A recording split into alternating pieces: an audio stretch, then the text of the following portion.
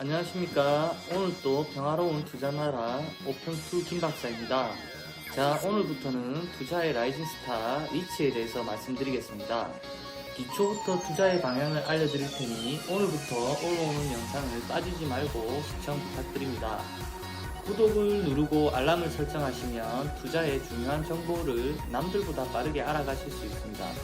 지금 시작합니다.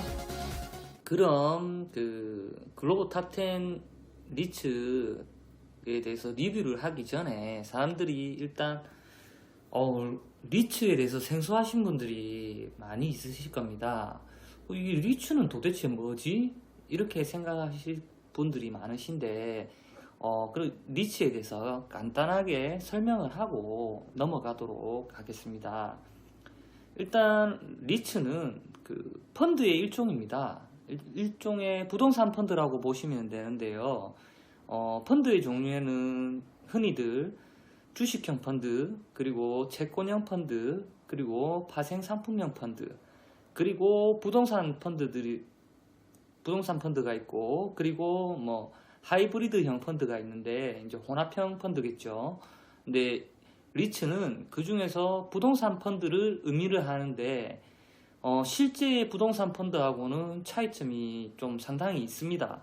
거기에 대해서 제가 잠시 설명을 드리도록 하겠습니다. 리츠의 큰 개요를 한번 보시면요. 리츠는 주식이나 수익증권 등을 발행하여 자금을 모집한 후 이를 부동산 또는 부동산 관련 대출, 그리고 부동산 유가증권에 투자하여 운용해서 그 수익을 투자자에게 배분하는 부동산 간접 투자 상품입니다. 여기까지는 일단 부동산 펀드하고 똑같죠. 근데 이제 리츠는 이제 직역하면은 부동산 투자 신탁이라고 할 수 있으나 구체적으로는 이제 주식이나 수익증권을 발행 등을 통하여 다수의 투자자로부터 자금을 모집한 후 이를 부동산 유가 관련 이제 해서 투자자에게 수익이 나면 배분하는 부동산 간접 투자인데, 이제 이게 왜 일반 부동산 펀드하고 틀리냐라고 말씀을 드리면, 일반 부동산 펀드는 말 그대로 이제 증권거래소나 이런 데서 공모를 통해서 이렇게 실제로 펀드 매니저들이 운영을 해서 수익률을 올려서 주는 거고, 얘는 부동산 투자 신탁 겸 부동산 투자 회사입니다. 그래서 실제로 리츠가 상장이 되면 펀드들은 그 상장된 게 상장을 할 수가 없죠. 공모로 그냥 상품을 파는 거고, 코스닥이라든지 거래소에 상장을 할 수가 있습니다. 이 펀드 자체가. 그게 하나의 차이점이 되죠. 그 말은 이 펀드 자체가 투자 회사가 되는 겁니다. 말 그대로 부동산 투자 회사가 되는 거죠. 페이퍼 컴퍼니가 되는 거죠.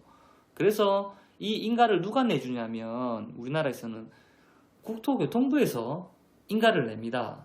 일반적인 펀드는 증권거래 관련해갖고 금융위원회라든지 금융감독원 산하에 있는 금융위원회들은 여기에서 펀드들이나 이런 것들에 대해서 상장 요건이라든지 회사가 상장하게 되면 그런 것들을 심사해서 판단을 하는데, 여기서는 특이한 점이 국토교통부가 작용을 하고 있죠. 그게 하나의 차이점이고, 리츠가 일반 펀드하고 틀린 게, 리츠의 장점을 보시면은 이게 보통 상장을 하려고 회사에 보면 거래소 상장이라든지 코스닥 상장을 하면 상장 요건이 있습니다. 그 상장 요건은 대략적으로 간략하게 설명을 드리면, 예를 들면 한 해 코스닥 같은 경우에는 100억에서 150억을 3년 연속 매출액을 달성을 하는 회사하고 재무구조가 탄탄하고 어느 정도 요건을 맞추면 상장 요건이 돼서 상장 심사를 통해서 이제 코스닥에 상장이 되겠죠. 근데 얘는 그런 조건이 상당히 까다롭지가 않습니다. 일단 투자자를 모집해서, 지금은 이게 금액이 바뀌었는지 모르겠는데 제가 알기로는 한 160억 원 정도를 모집해가지고 투자자들을 이제 기본 사모 형태로 떠서 모집해서 갖고 가면 출자자죠. 어떻게 보면 회사의 발기인이라고 보시면 됩니다. 발기인 한 10명 정도를 모아서 그 정도 금액을 맞춰가서 심사요건에서 별다른 이상이 없으면 국토교통부에 인가를 받고 리츠라고 인가를 받고 부동산 투자회사라서 인가를 받은 다음에 코스닥이라든지 거래소에 원하는 거래소나 코스닥이나 이런데 바로 상장이 가능합니다. 그리고 일반 이제 부동산 펀드는 그 펀드의 수익률을 가지고 나중에 보통 부동산 펀드는 폐쇄형이죠. 그래서 뭐 예를 들면 1,000만원, 2,000만원, 3,000만원, 1억 정도를 통장에 꼽아놓으면 그 꼽아놓은 돈 갖고 뭐 설정이 뭐 3년 뒤에 만기가 도래해야 된다. 그럼 3년 동안은 돈을 찾을 수가 없습니다. 그러면 그 뒤에 그 수익이 난 것만큼 해서 각자 배분을 하는 형식인데 리츠 같은 경우에 통상 만기가 있지만 연장도 가능하고 투자회사이기 때문에 그리고 제일 중요한 거는 얘네들은 거래가 자유롭습니다. 코스닥에 상장을 했다는 소리는 주식으로 거래가 된다는 소리예요. 얘들 자체가 하나의 부동산 펀드이지만 부동산 주식입니다. 관련해서 그 회사의 부동산 투자 리츠라는 그 부동산 투자 회사에 투자를 하기 때문에 코스닥 시장이라든지 거래소 시장에 지금 국내에도 상장된 회사들이 있죠. 거기다 직접 주식을 사고 팔고 하는 거죠. 유동성이 상당히 좋다는 거고요. 그리고 거기서 보통 상장이 되면 상장된 리츠 같은 경우에는 배당률이 높아요.